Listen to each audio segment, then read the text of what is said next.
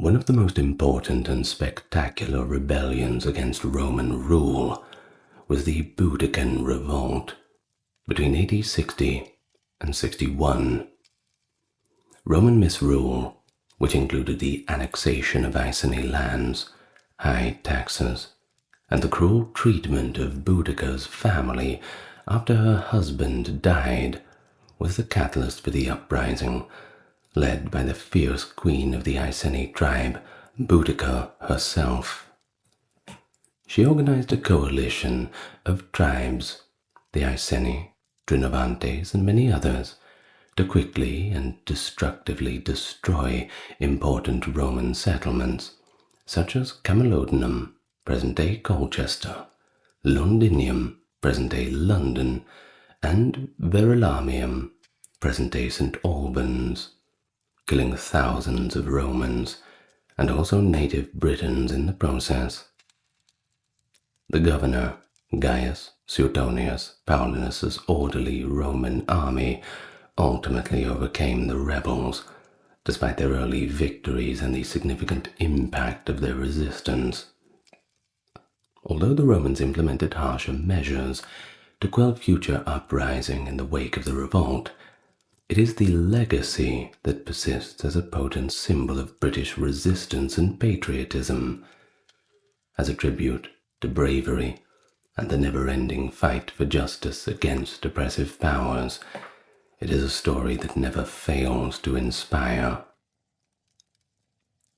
And that's why we're here today. Here we are gathered to hear the story of the Boudican Revolt. It is one hell of a story. Of course, we're going to start by interspersing some of the accounts from Tacitus, and at the end we will read a full account from Cassius Dio. Yes, both are Roman sources, but if the written sources, that is all we have, so we shall be seeing it somewhat through Roman eyes. Now, if you like this sort of stuff, give it a like and subscribe. You know what to do. All that stuff, and let us become nice and relaxed as we go back to AD 43. Now, in this year of AD 43, Rome had invaded southeast Britain, while some indigenous kingdoms were overrun and occupied during a very slow grinding conquest. There were others who managed, amidst all of the chaos, to maintain their nominal independence, at least as Roman allies. One such tribe, the Iceni, resided in the region which is now known in our modern tongue as Norfolk. Their king, Prasutagus, sought to secure his kingdom's autonomy by bequeathing his lands jointly to his daughters and the Roman Emperor Nero. He believed that this arrangement would protect his people. However, upon his death in AD 61 or shortly before, all his planning and his will were completely disregarded. According to the historian Tacitus, of whom we will be relying on a great deal throughout this talk, Roman authorities took no time to waste seizing Iceni lands, enslaving its people, and subjected the family of Prasutagus to severe abuse. Boudica, his widow, was subjected to public flogging, and the daughters were violated. Cassius Dio recounts that Roman creditors even demanded quick repayments of their loans, exacerbating the oppression of the already demoralized Iceni. In response, the Iceni, together with the neighboring Trinovantes and other tribes, began to secretly plot a rebellion. At this time, AD 60, the Roman governor, Gaius Suetonius Paulinus, was very busy in a campaign against the island of Mona, modern-day Anglesey, located off the northwest coast of Wales. Mona was a stronghold for British resistance and held great spiritual significance for the old order of the Druids, providing a strategic target for Roman forces and leaving the British tribes a crucial opportunity to fight back. The Queen Boudica presided over them. Tacitus states that the insurgents modeled their actions after those of Arminius, the prince of the Cherusci, who had managed to expel the Romans from Germany in AD 9, some 50 years prior, but also as well as their own ancestors, who in earlier times expelled Julius Caesar. According to Cassius Dio, Boudica first used a method of divination by releasing a hair from her dress and interpreting its running direction. She then invoked Andraste, a goddess of victory in Britain. In an imaginary speech authored by the Roman historian Tacitus, Boudica addressed her army. "It is not as a woman descended from noble ancestry, but as one of the people that I am avenging lost freedom, my scourged body, the outraged chastity of my daughters." She then concludes, "This is a woman's resolve. As for men, they may live and be slaves." Well, instead of giving Boudica the negative connotations associated with queenship in ancient times, Tacitus presents in his narrative her as a free woman whose fight against Roman slavery and licentiousness make her this champion of both barbarians and the liberty of the British as a whole, a formidable enemy, a worthy adversary. And you will notice in the ancient sources that there's no real glory in beating someone so easily beaten. It's better off to present your enemies as formidable. It certainly makes the triumph a lot more impressive. Now, the rebels' initial objective was Camulodunum, modern-day Colchester, the former capital of the Trinovantes, that had been transformed into a colonia for Roman veterans. The locals there had accused these veterans of constantly mistreating them, living under the thumb of this foreign entity with their foreign laws. Much animosity had been sowing among the city's populace by the colossal construction of a temple to the late Emperor Claudius. In an effort to alleviate the plight of the city, the Legio IX Hispana, led by future governor Quintus Petilius Cerealis, was soundly defeated. Only the commander and a small group of his cavalry managed to escape the slaughter, while all the infantrymen accompanying him perished. Unfortunately, nobody knows where this flight took place. But perhaps with the aid of some modern technology, we'll find a big pile of bones somewhere in Colchester. Let's just hope they haven't built a parking lot over it already.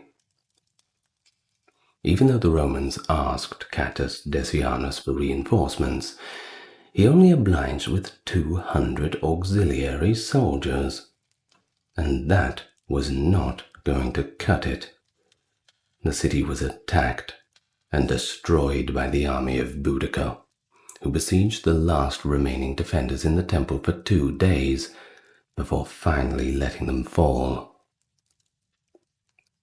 The city was meticulously leveled. According to archaeological evidence, there was not much left standing. Catius Decianus, whose acts had incited the rebellion, escaped to Gaul following this catastrophe, never to return again. Suetonius rushed across hostile terrain to Londinium, a fairly young town established after the conquest of 43 AD, which had developed into a prosperous commercial center with a population of merchants and likely Roman officials. As soon as word of an uprising had reached him, he knew perfectly well that the next target would be very soon hit. Suetonius contemplated engaging the insurgent tribesmen there, but considering his small army and the wounds inflicted by Petilius's loss, he ultimately chose to withdraw to regroup his forces and sacrifice the city to preserve the province. Following the announcement of the defection of Cactus Decianus, the affluent inhabitants and merchants of Londinium had fled. Everyone else left to their own fate. Suetonius only took the citizens who wanted to flee as refugees. Those who took fate into their hands stayed. Anyone who hadn't escaped with Suetonius, however, was tortured or killed as the rebels set fire to Londinium. In fact, in 2013, skulls from the Roman era were discovered in Walbrook, suggesting that they may have belonged to the rebels. And archaeological studies have revealed a thick red layer of burnt debris covering coins and pottery dating back to perhaps before AD 60s, all within the traditional boundaries of the Roman settlement of Londinium. The devastation reached a suburb at the southern end of the London Bridge, which crossed the River Thames. Verulamium, whose modern name is St. Albans, was also a municipium that was destroyed. There is a severe lack of archaeological evidence, however, that supports this event, at least what we've discovered so far. But this may be because Mortimer Wheeler and Tessa, during their extensive excavation in the early 1930s, were known to be working away from the area that was populated during the early Roman occupation, and they found no evidence.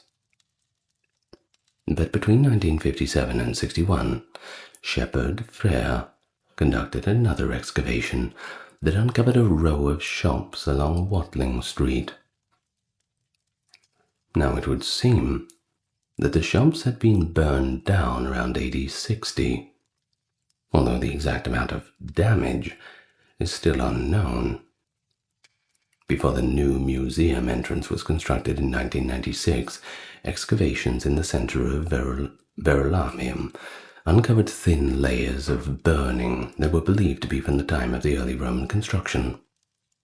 From a maximum thickness of 2 centimeters all the way down to 0.5 centimeters, the layer is, admittedly, remarkably thin.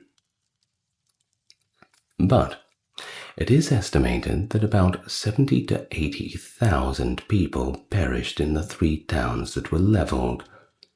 The Britons, according to Tacitus, were interested in killing people by gibbet, fire, or cross, and had no desire in selling or taking prisoners. He quotes, "To the accompaniment of sacrifices, banquets, and wanton behavior in sacred places, especially in the groves of Andraste, the most honorable women were executed by having their breasts severed and sewn to their mouths." This is also described in Cassius Dio's account. Suetonius reorganized his army as the Britons persisted in their devastation. His own Legio 15 Gemina, along with a few other detachments of the 20th Baliria Victrix, and any auxiliaries that were available, formed the army according to Tacitus's account. Even though Poenius Postumus, prefect of Legio to Augusta at Exeter, old name being Isca, disobeyed an order to bring his troops, Either way, Suetonius now had command of an army of nearly 10,000 highly trained Roman soldiers. Suetonius stood in a small passageway at an unknown site with a wooded area behind him which led to a broad plain. Dio claims that his men would not have been able to extend Boudica's line, even if they were positioned one deep, due to their significant numerical disadvantage. It was believed at this point that the rebel forces they encountered numbered from 230 to 300,000. But of course, we're talking about ancient sources, and they kind of blow things out of proportion for the numbers, so take that with a grain of salt. Either way, the Roman flanks were shielded from attack by both sides of the passage, while the forest blocked the rear approach. Because of these defenses, Boudica could not have launched a surprise assault on the Roman position from anywhere other than the front, and the wide plain also rendered such an endeavor completely impossible.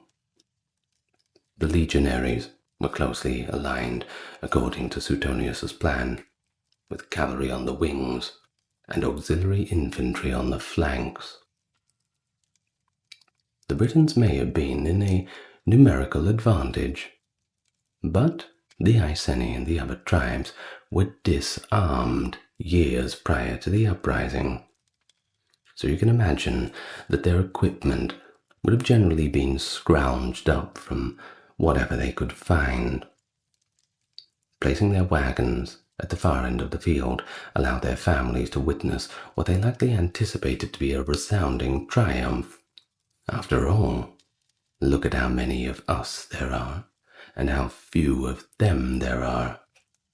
I suppose it's best to go in with good confidence. It's also said that 2 Germanic chieftains, Boiorix of the Cimbri and Ariovistus of the Suebi, did the same thing in their respective battles against Gaius Marius and Caesar, with, equal results, we shall say. Now, during the process of army deployment, commanders would have aimed to inspire their troops, of course. Imagining Boudica's address to her adherents, Tacitus, who detailed the fight over a century later, said,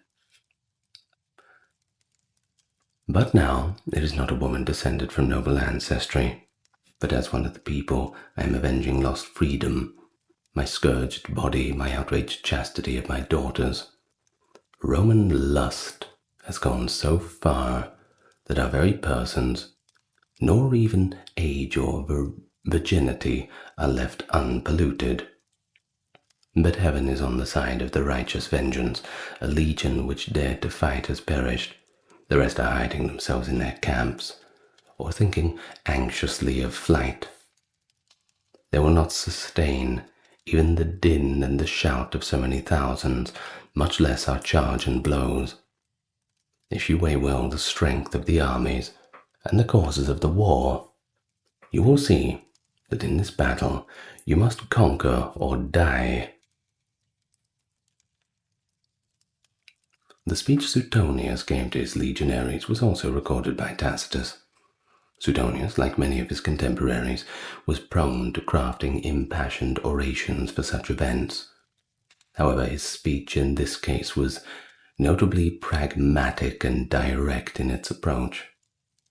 The future governor, Gnaeus Julius Agricola, who was Tacitus's father-in-law, by the way, was likely reporting it fairly accurately because he was on Suetonius's staff at the time. So, the speech of Suetonius goes like this. "Ignore the racket made by these savages. There are more women than men in their ranks. They are not soldiers, they're not even properly equipped. We have beaten them before, and when they see our weapons and feel our spirits, they will crack. Stick together, throw the javelins, then push forward, knock them down with your shields and finish them off with your swords. Forget about plunder. Just win, and you will have everything." Tacitus imagines Boudica with her daughters by her side, addressing her army for the comfort of her chariot and inspiring them to victory. Following Suetonius's address to the Roman army, Tacitus recounts the conflict. At first, the legionaries stood motionless, keeping to the defile as a natural protection. Then, when closer, the advance of the enemy had enabled them to exhaust their missiles with certitude of aim. They dashed forward in a wedge-like formation. The auxiliaries charged in the same style, and the cavalry, with lances extended, broke away through any parties of resolute men whom they encountered. The remainder took to flight, although escape was difficult, as the cordon of the wagons had blocked the outlets. The troops gave no quarter, even to the women. The baggage animals themselves had been speared and added to the pile of bodies. The glory won in the course of the day was remarkable, and equal to that of our older victories, for by some accounts, little less than 80,000 Britons fell, at a cost of some 400 Romans killed, and not much greater number wounded. Of course, modern historians, including myself, consider the campaign budgets stated in the ancient sources to be exorbitant. It was strange that the Romans would kill innocent women and animals when they could have made money off their sale. Think about it. Slavery, that sort of thing. That was usually the go-to for conquered people. Verrinius Postumus fell on his sword to end his life because his legion had not marched to fight, and was thus denied a portion of the great glory. Tacitus also states that Boudica poisoned herself after the battle. However, in the Agricola, written nearly 20 years before the Annals, he makes no reference to that, and instead blames socordia, or complacency. A sumptuous funeral was held for Boudica after she became sick, according to Cassius Dio. No one really knows where she was laid to rest, but it was probably in the southern region of Britain somewhere. No credible evidence has been found to support the current theories regarding its whereabouts, and historians and archaeologists are still in disagreement about the matter. But there is a local legend. It is connected to Cop Hill Can in Trellewind in Flintshire, Wales. It is possible that Boudica died at Bryn Sion in Flintshire, according to the Maurienne work. She may also be buried under platform 10 at London's King Cross station, according to another urban legend, but that is not so widely agreed to.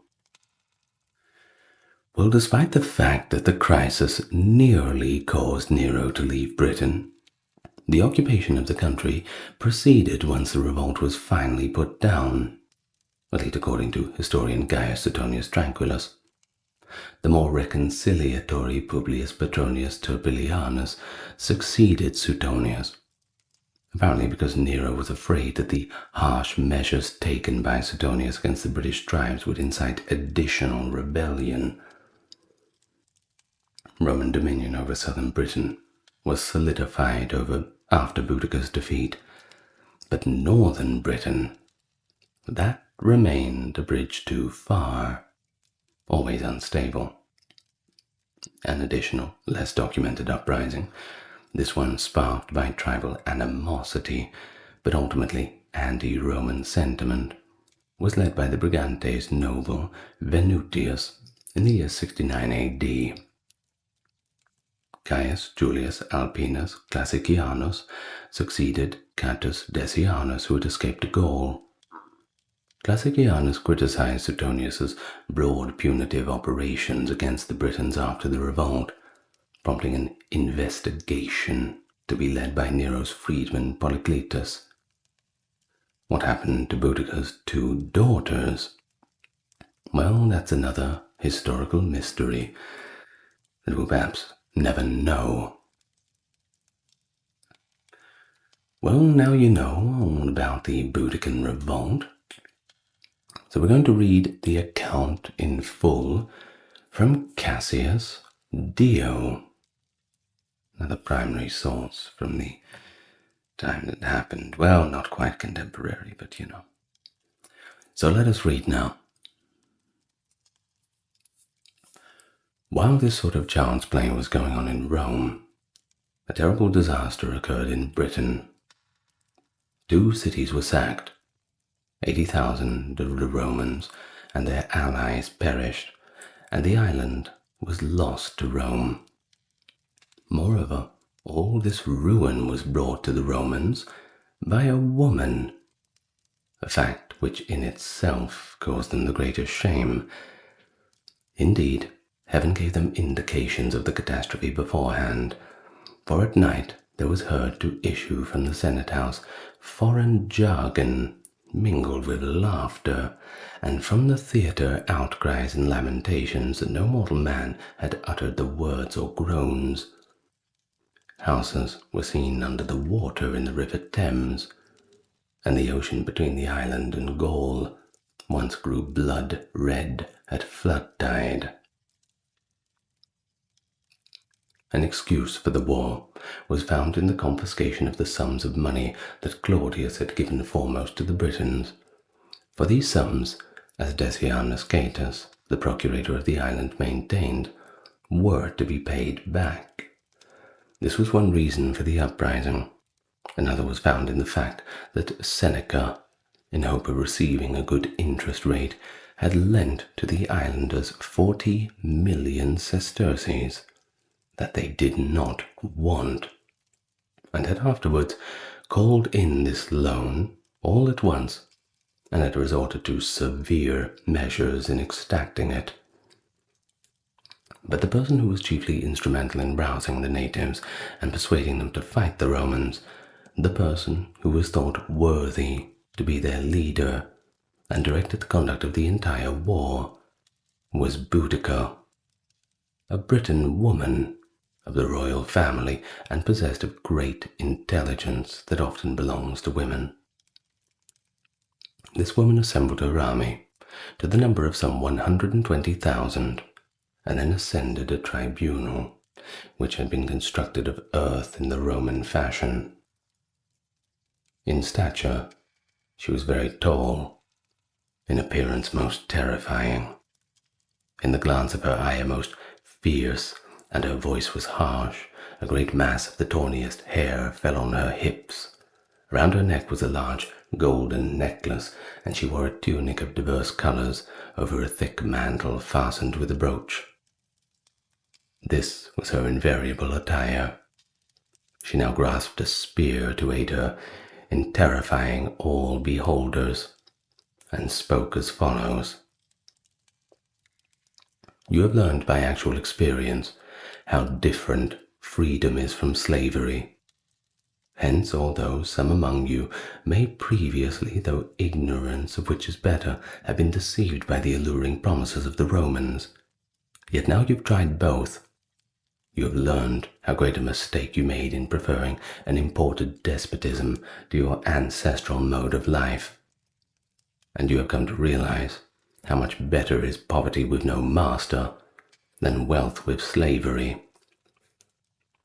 For what treatment is there of the most shameful or grievous sort that we have not suffered ever since these men made their appearance in Britain?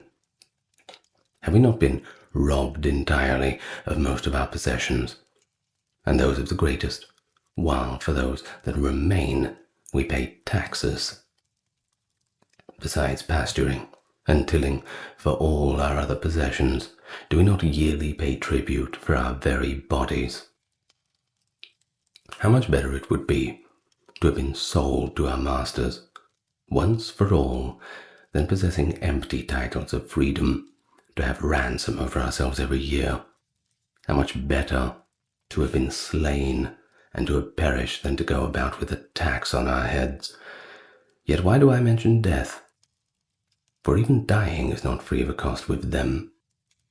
Nay, you know what fees we deposit even for our dead. Even the rest of mankind, death frees even those who are in slavery to others, Only in the case of the Romans do the very dead remain alive for their profit. Why is it that, though none of us has any money, how, indeed, could we, or where would we get it?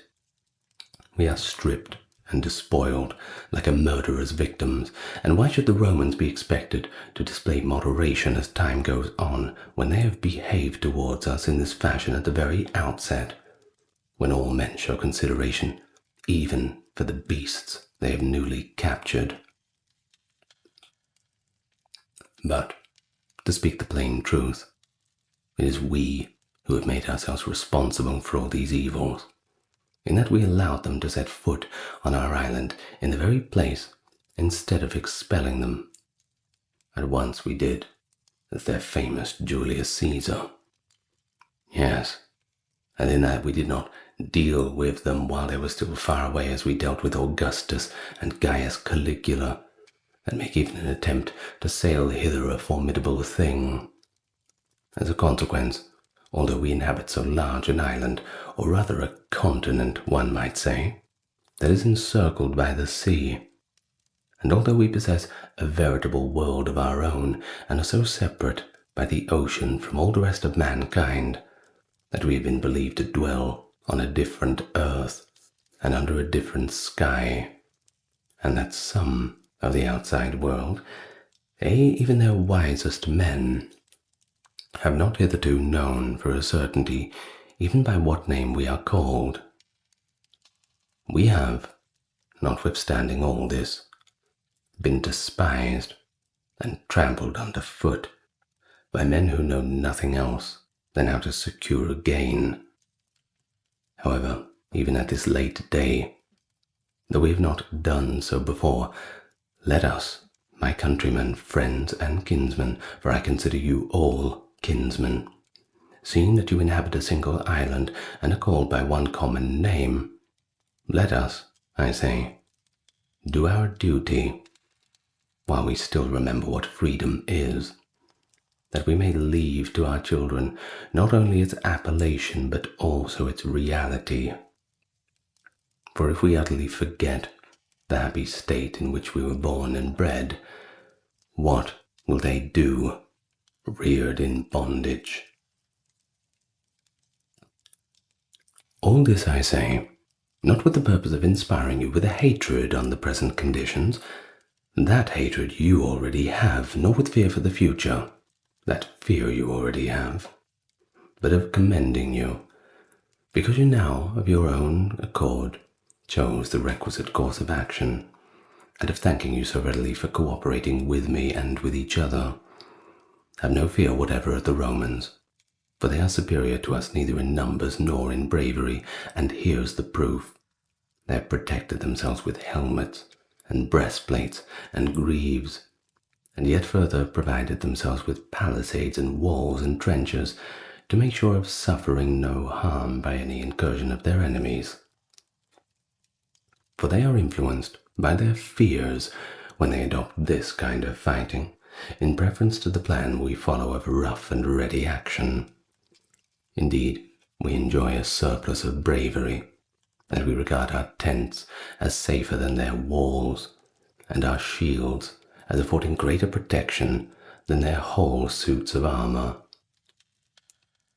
As a consequence, when we victorious capture them, and when overpowered elude them, and if we ever choose to retreat anywhere, we conceal ourselves in swamps and mountains so inaccessible that we can be neither discovered nor taken. Our opponents, however, can neither pursue anybody by reason of their heavy armor, nor yet flee, and if they do ever slip away from us, they take refuge in certain appointed spots, where they shut themselves up in a trap. But these are not the only respects in which they are vastly inferior to us. There is also the fact that they cannot bear up under hunger, thirst, cold, or heat as we can. They require shade and covering, they require kneaded bread and wine and oil, and if any of these things fail them, they perish.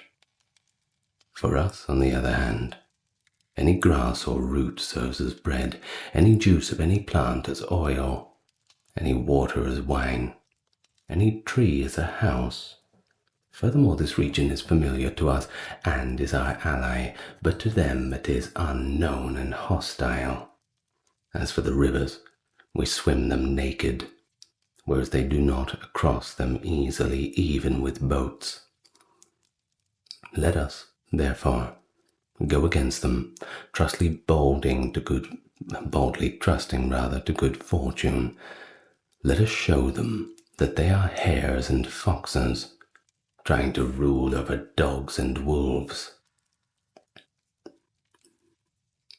When she had finished speaking, she employed a species of divination, letting a hair escape from the fold of her dress, and since it ran on where they considered the auspicious side, the whole multitude shouted with pleasure, and Boudica, raising her hand towards heaven, said, I thank thee, Andraste, and call upon thee as a woman speaking to a woman, for I rule over no burden-bearing Egyptians, as did Nitocris, nor over trafficking Assyrians, as did Semiramis, for we have by now gained thus much learning from the Romans, much less over the Romans themselves, as did Messalina, once afterwards the Agrippina, and now Nero, who though in his name a man, is in fact a woman, as proved by his singing, lyre-playing, and beautification of his personality.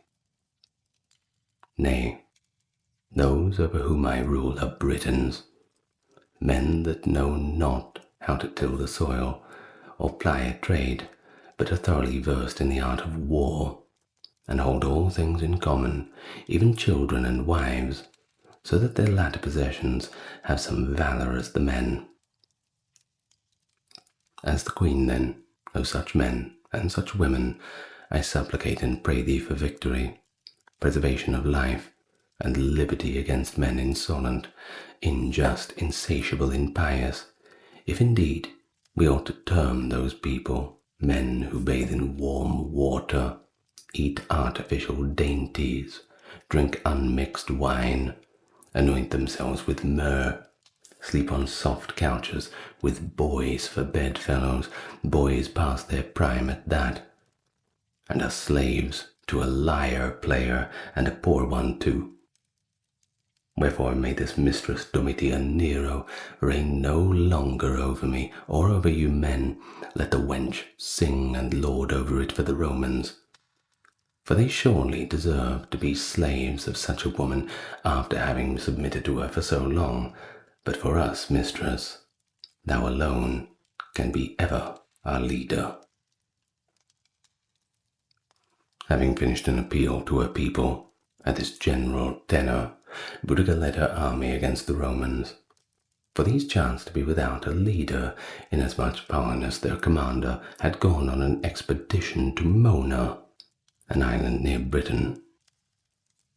This enabled her to sack and plunder 2 Roman cities, and as I have said, to wreak indescribable slaughter. Those who were taken captive by the Britons were subject to every known form of outrage. The worst and most bestial atrocity by their captors was the following.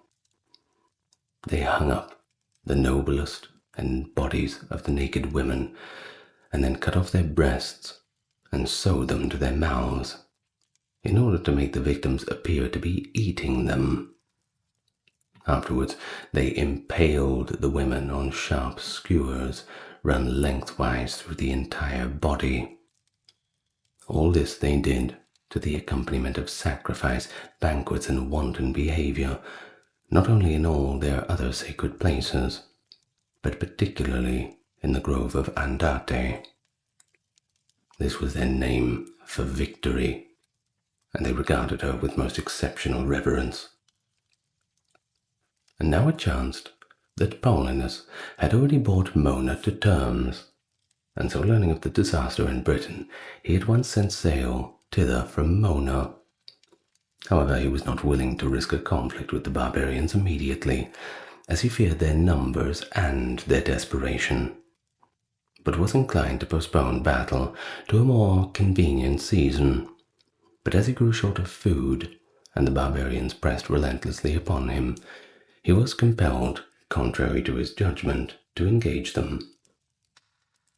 Boudica, at the head of an army of about 230,000, rode in a chariot herself, and assigned the others to their several stations. Paulinus could not extend his line the whole length of hers, for even if the men had been drawn up only one deep, they wouldn't have reached far enough, so inferior were they in numbers. Nor on the other hand did he dare join the battle for a single combat force, for fear of being surrounded and cut to pieces. He therefore separated his army into 3 divisions in order to fight at several points at one and the same time. And he made each of the divisions so strong that it could not easily be broken through.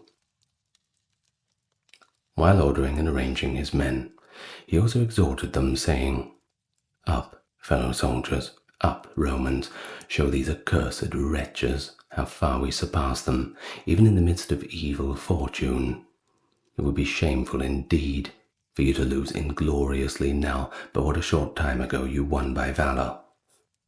Many a time, assuredly, have both we ourselves and our fathers, with far fewer numbers than we have at present, conquered a far more numerous antagonist.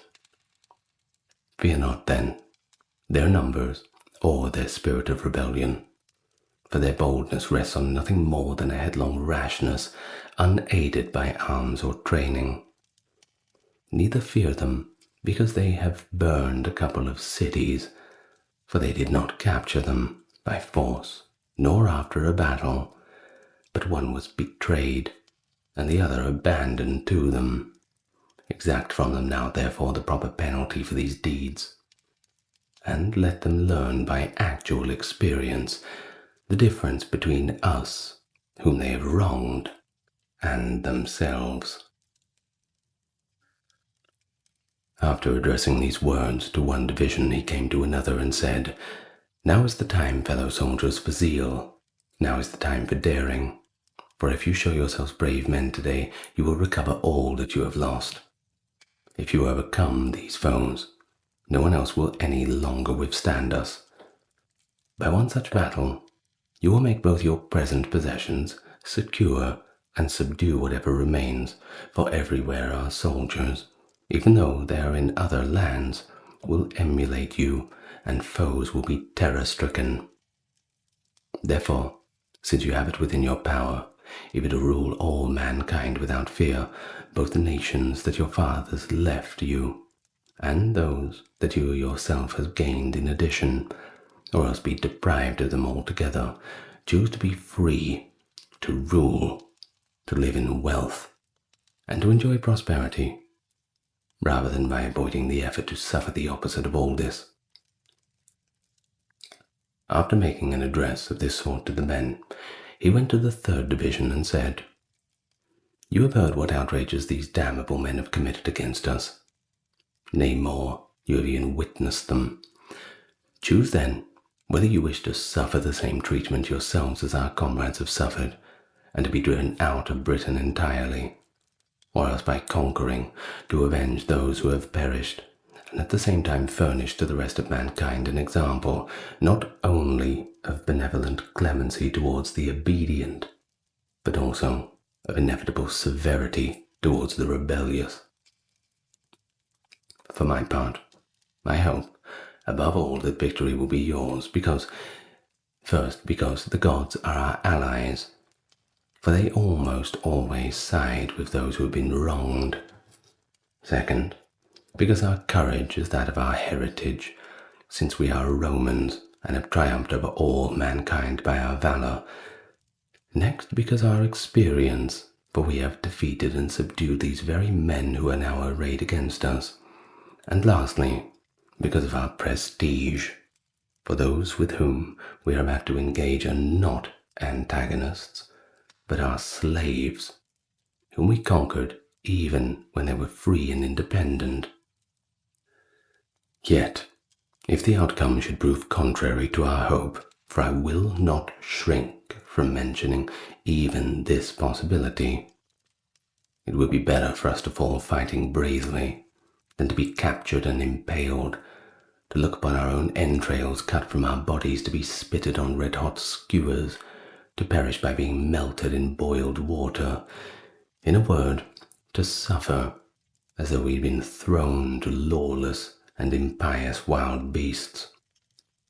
Let us therefore either conquer them or die on the spot. Britain will be a noble monument for us, even though all the Romans here should be driven out, for in any case our bodies shall forever possess this land. After addressing these and likewise words to them, he raised a signal for battle. Thereupon the armies approached each other. The barbarians were much shouting, mingled with menacing battle songs, but the Romans silently and in order until they came within a javelin's throw of the enemy. Then, while their foes were still advancing against them at a walk, the Romans rushed forward at a signal and charged them at full speed. And when the clash came, easily broke through the opposing ranks, but as they were surrounded by great numbers of the enemy, they had to be fighting everywhere at once. The struggle took many forms. Light-armed troops exchanged missiles with light-armed.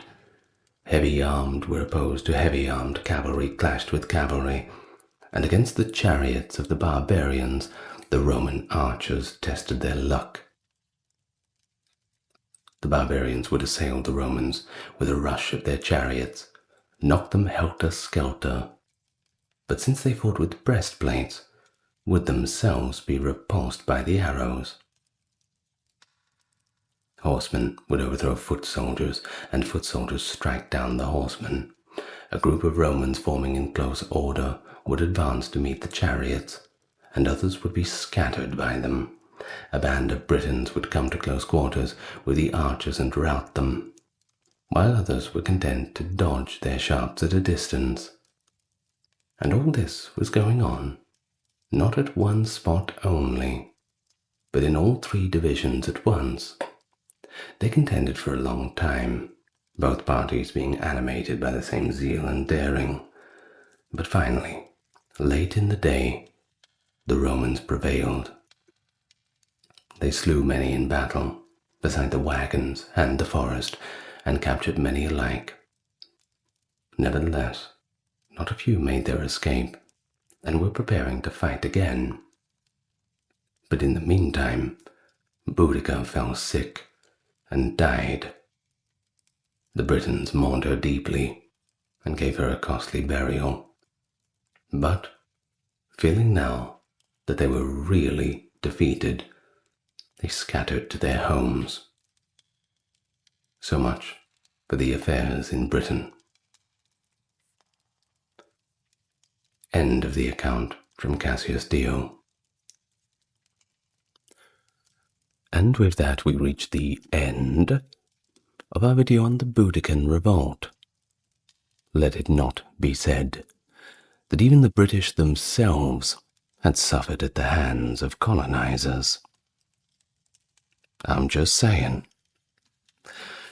Well, I'd like to thank the top-tier patrons and supporters: Dark, Kerry, Kimberly Ember, Ben, Britt, Charles, Aaron, James, Jeffrey, Melissa, Scott, Stark Factory, Wendy, Jaden, Sherry, Jessica, Christine, Sally, Katiana, Christine, Fazabo, Legitmus, Maverick, Susan, Dr. Neuro Nerd, Cameron, Alexander, Nicholas, Daniel, JR, Charlene, and Christopher.